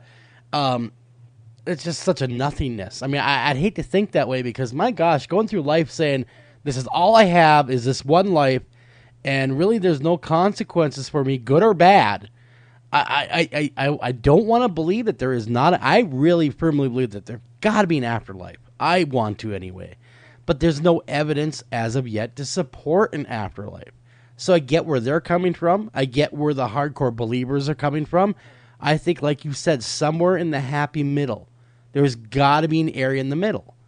If we don't have that area, we're really... My feeling is, my skeptic. This is where my skepticism is put, that the fact that there is no scientific evidence, I mean, of concrete proof, something that is reoccurring on a regular basis and can be pointed to as there it is, as so much science has proven on so much of our world. But, sure. Just because there's not that level of proof doesn't mean that things don't exist. It just means that there's no real reason at this point to put belief in it and stand firmly and say, in believe in the maybe. Yeah. Because, as I say, if you have any sense of history, you know the world is flat. That's all you need to know. True. Until it's proven otherwise. To the best of their knowledge, the world was flat. Yeah. It's just that they didn't have the information to believe or have our point of view that we have today. And I guarantee you, 500 or 1,000 years from now, the point of view will be very different than what we have. How the world works will be very different from what we have today. What that is, I don't know. Yeah. And to speculate and say, this is coming, and therefore I'm going to believe it now, for me, it's folly. Exactly. But I got to say, in support of the paranormal, because we are a paranormal-based show, more or less, I am a sound guy. I've been dealing with sound most of my adult life. I'm a radio guy. But when I get these EVP from people, then I'll load it into all my equipment. And it's his voice coming out of nowhere, and it's not even on a frequency that the human ear is able to hear at. Yeah, that is when I stop. And I go, whoa. What is that? Yeah, there's the question. And I love mysteries. I love questions like that. Yeah. What is that? The crazy thing is when people go, and this is what it is. Yes. And you have to go, and how do you know that? And why are you saying that? Is it that you have a belief, or do you have a point of view that you're making a profit off of? That's where I kind of scratch my head, and I lean forward, and I'm really fascinated by the people that are saying that this is what things are, because I kind of look, I sniff for the trademarks of con artistry there, and I got to say, I knew a man, and because his family is still involved in the spook racket, which was the way he referred to it, because he was an open medium, he was a complete fraud. He used to say, and I remember the first time I heard this, I found myself nodding my head and going, oh, yeah. Until I thought about it. Well, wait. He said, I give people hope. It's false hope, but it's hope nevertheless. Oh, boy. and when he said that, he was kind of smiling and shaking his head, and I found myself smiling and shaking my head. I go, what? How do you even argue with that logic? I mean, And there's a wink at the end of that says, and he had all kinds of outs. He had those outs of like, I have true skill, but sometimes fails me, and therefore I have to resort to trickery because people need to believe. It is hard being. I'm a weak man, I talked to a psychic of the ilk that you're talking about, and we talked about that exact subject. And what he told me is, heavy is the head that wears the crown. Yeah. Wow. Okay. And it's funny. We used to have a right next door. I live in Midtown Manhattan, and right next door we used to have a gypsy fortune telling storefront, which there are hundreds of them in New York. And matter of fact, this family ended up going to jail, the Miller family, which wasn't, of course, their real name, for bilking some Wall Street guy out of about $400,000. But that's another story. The thing I remember about them, and I would talk to them, but I kind of kept my distance because they're very much predators. Is that their kids would wrap like a towel or a sheet around their neck like a cape, and go out the day before Halloween and stand on the street and go up to people and say trick or treat. And people are like, well, it's the day before Halloween. I don't have any candy. They go, we'll take money. And it was, just these innocent, sweet kids, and people, okay, and give them a buck just to get rid of them. And that level of how clever is that, though? Really, I mean, that's clever. Yeah. And you see, I'm not condoning that. I'm not celebrating that. I'm just saying that's character, and that kind of ties back to what I've always been interested in, the real stories of kind of the dark side of humanity. And I mean, there are the extremes. There are just the completely malevolent people that have just done nothing but evil in their lives to their fellow man. And then there are the quirky folks that, again, started off as good folks or just had this strange moment in their life in which they switched. And those are the ones that you go, and why did that happen? Yeah. What is that story? And that I love that stuff. I do too, because we're running out of time as we always do, especially when we have someone as charming and fascinating as yourself. I'd love to get back a little bit to the show, to True Nightmares. What is your favorite segment? What is your favorite tale, and why? Boy, they're all my each story. And we do, people that don't know the show, we do 3 stories per hour, and they're done like 3 little movies. And they're kind of 2 long stories and 1 short story in each of them. And they're all like my own little demonic children. It's hard to kind of say which is my favorite. But I will say one of my favorites is the first story we did. I brought it in. It was a woman named Belle Gunnis from the Midwest there, lived in Chicago and then moved to Indiana, and originally from Norway. And she had a hog farm. And her story is really fascinating. We could only scratch the surface of how amazing this woman was. She was a teenager in Norway and got pregnant. And at a dance, someone kicked her in the stomach and caused a miscarriage. And we don't know if that guy was the father of the child or was in love with her and was angry that she was having someone else's child. But regardless, she lost the child. He was never brought to, charges were never filed against him because he came from a prominent, wealthy family. But shortly thereafter, he died of stomach cancer, which the symptoms are very similar to someone being poisoned. She saved up her money. She came to the United States. She married a man who died on the one day his old life insurance policy was lapsing and his new one was starting. The one day they both overlapped. She took the money. She met another guy. They bought a hog farm. Verbal dyslexia, it's a terrible thing. A hog farm, not a fog harm, but a hog farm. And he died another suspicious death, and yes, he was insured too. She ended up taking out Lonely Heart notices in newspapers saying, wealthy farm owner looking for a man of means to combine our wealth and live a great life thereafter. All these guys came with money in hand, bachelors, widowers, brought their life savings, and we think she ended up murdering about 45. Oh, my God. 45? And then she set up her farmhand, who was in love with her, as the patsy when the farm burned down, and her children were killed in the fire, and they found her body, which was decapitated, but her teeth were there. Very interesting.